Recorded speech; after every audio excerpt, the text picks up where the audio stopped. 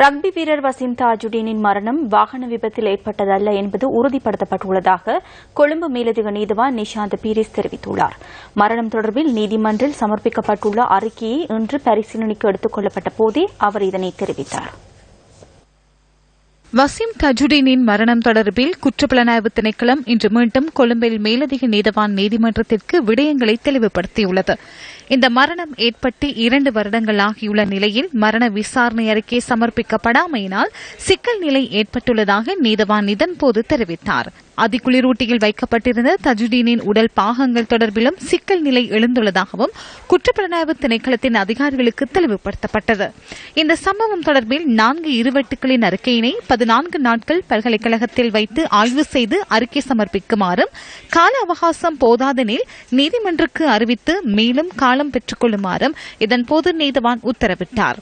இந்த சம்பவத்தின் ஆரம்பகட்ட விசாரணைகளின் போது விசாரணையை ஆரம்பித்த போலீஸ் அதிகாரிகள் சம்பவத்தை மறைக்க முற்பட்டார்களா என அறிவதற்கு அவர்களிடம் வாக்குமூலம் பெற்றுக் கொள்ளுமாறும் இதன்போது நீதவான் குற்றப்புலனாய்வு திணைக்களத்தின் அதிகாரிகளுக்கு உத்தரவிட்டார்.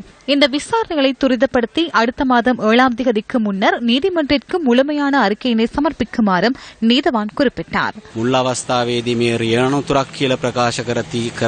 ஆரம்பத்தில் வாகன விபத்தாக கூறியிருந்த நிலையில் தற்போது சிக்கல் நிலை ஏற்பட்டுள்ளது.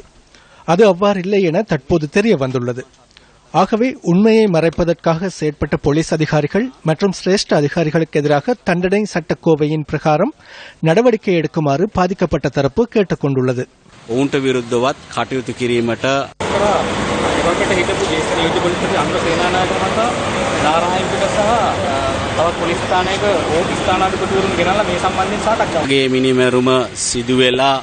சம்பவம் இடம்பெற்று ஓரிரு நாட்களுக்குள் எனக்கு தகவல் கிடைக்கப்பெற்றது. உயிரிழந்தவரின் தந்தையை நாராயண்பிட்டிய மற்றும் கிர்லப்பன போலீஸ் நிலைய பொறுப்பதிகாரிகள் போலீஸ் தலைமையகத்திற்கு அழைத்து அனுர சேனநாயக்கவின் அலுவலகத்திற்கு வெளியே அமர்த்தி அவர்கள் கூட்டம் ஒன்றை நடத்திய பின்னர் அது வாகன விபத்து, இனி செய்வதற்கொன்றுமில்லை என கூறியுள்ளனர். இதுகுறித்து எனக்கு அறிவித்தார்கள். இதனை நீதிமன்றத்திற்கு இன்று அறிவித்தேன்.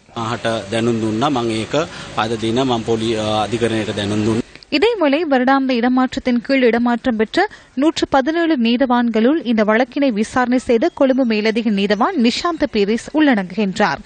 ஜனவரி மாதத்திலிருந்து நடைமுறைக்கு வரும் வகையில் அவரை மாத்தறை மாவட்ட நீதவானாக இடமாற்றம் செய்துள்ளதாக நீதிமன்ற சேவைகள் ஆணைக்குழு தெரிவித்துள்ளது. இன்று இடம்பெற்ற அமைச்சரவை தீர்மானங்களை அறிவிக்கும் ஊடக சந்திப்பில் இதுகுறித்து வினவப்பட்டது.